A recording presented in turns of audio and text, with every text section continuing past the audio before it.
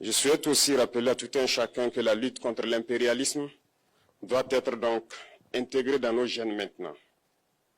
Ça doit être une lutte qui se mène de façon implacable et tous les jours. Parce que beaucoup de gens n'ont pas compris ce que c'est que cette lutte jusque-là. Nos vaillantes forces combattantes sont sur le terrain. Ils mènent le combat contre les valets manipulés, ces criminels qui écument nos campagnes tous les jours et tiennent bon pour amener la paix dans notre cher Faso. Autant ils le font, nos masses populaires laborieuses, que sont les agriculteurs, les éleveurs, se battent aussi également pour qu'on puisse atteindre l'autosuffisance alimentaire à travers donc l'accompagnement de tous les techniciens du ministère de l'Agriculture.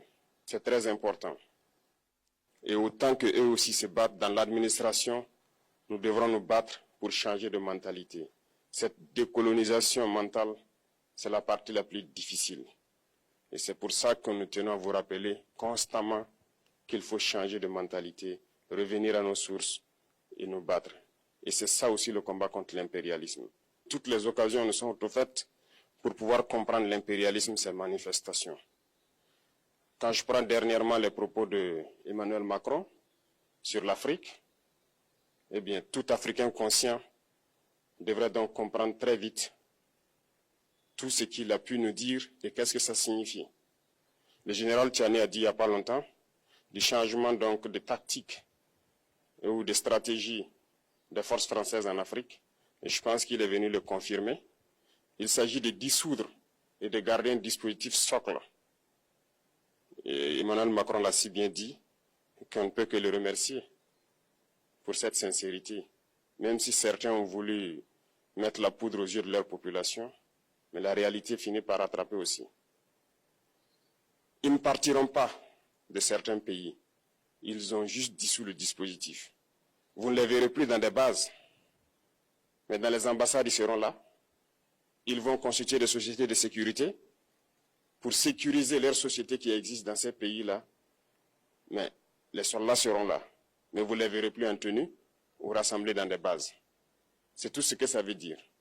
Ils vont se réorganiser, mais seront là. Il a parlé de politesse vis-à-vis de certains chefs d'État en leur donnant la primauté d'annoncer donc la rupture ou le départ des forces françaises. Ça nous importe peu, on peut dire, mais tout ce que nous savons, c'est que si vous voulez une rupture avec ces forces impérialistes, c'est simple, on dénonce les accords. Tout commence par là-bas. Et je pense que l'exemple du Tchad, en tout cas, est palpable. Ils ont commencé par dénoncer les accords. Sinon, si on ne dénonce pas les accords, juste dire que les bases quittent, on n'a rien fait.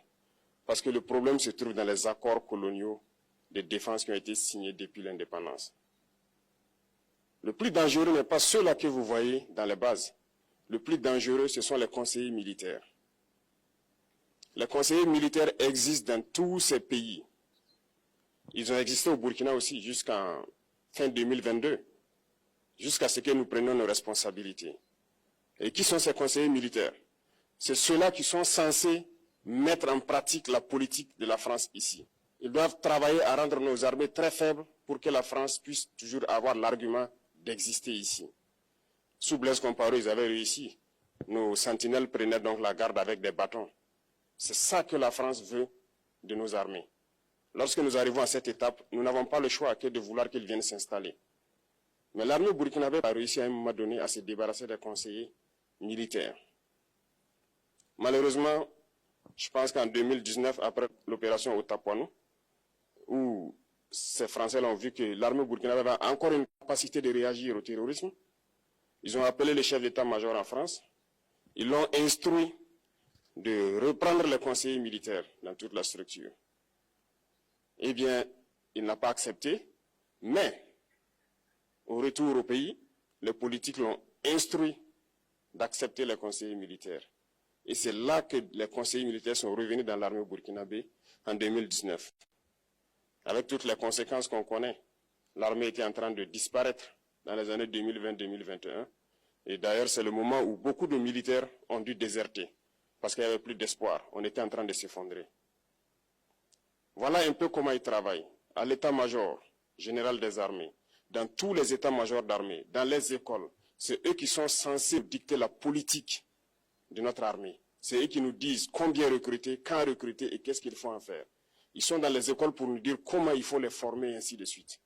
Tant que ces conseillers militaires sont là, vous n'êtes pas indépendant. Votre armée aura juste l'apparence d'une armée qui sera là en train de faire des parades, du cirque. Mais lorsque viendra la guerre, vous vous rendrez compte que la parade, c'est une chose, mais la guerre, c'est une autre chose. Il faut rompre les accords. C'est la seule façon d'avoir une armée indépendante et se construire, être fort. Mais beaucoup de gens ne le comprennent pas peut-être. Et même avec ces accords, la France choisit dans nos États des élèves officiers pour aller les former.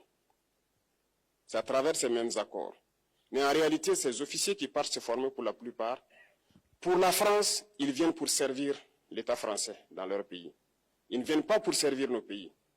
Ils les forment pour qu'ils viennent servir les intérêts de l'État français. J'en veux pour preuve.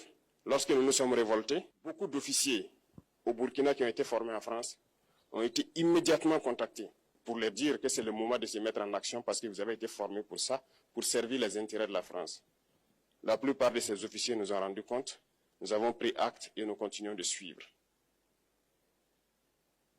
Lorsque un officier formé en France arrive dans son pays et par malheur meurt soit par accident ou bien sur le champ de bataille, en France, il y a une nuit d'hommage aux morts dans l'armée, comme partout ailleurs. À la nuit d'hommage aux morts, on cite le nom de l'officier en question et on dit « mort pour la France ». Il ne le forme pas pour servir son pays, il le forme pour servir leur État. Et dans beaucoup d'États africains, il y en a plein de ces officiers. Combien sont patriotes, Dieu le sait. C'est une leçon que Emmanuel Macron a donnée encore aux chefs d'État africains, de se rattraper et de pouvoir vraiment mener cette lutte contre l'impérialisme. Mais en plus de ça, il a aussi insulté tous les Africains dans ses propos. Il y a une partie qui a retenu mon attention, là où il parlait d'ingratitude, et que l'ingratitude est une maladie non transmissible aux humains. Lui, il est humain, notre ingratitude n'est pas transmissible à lui. Voilà comment ce monsieur voit l'Afrique, voit les Africains. Nous ne sommes pas des humains à ses yeux. Peut-être que c'est lui qui n'est pas humain, il ne se met pas dans la classe des humains. Mais s'il y a bien un ingrat, c'est bien lui. Je pense que s'il n'est pas athée et qu'il prie, à chaque matin qu'il se réveille et qu'il prie, il devrait aussi prier les Africains.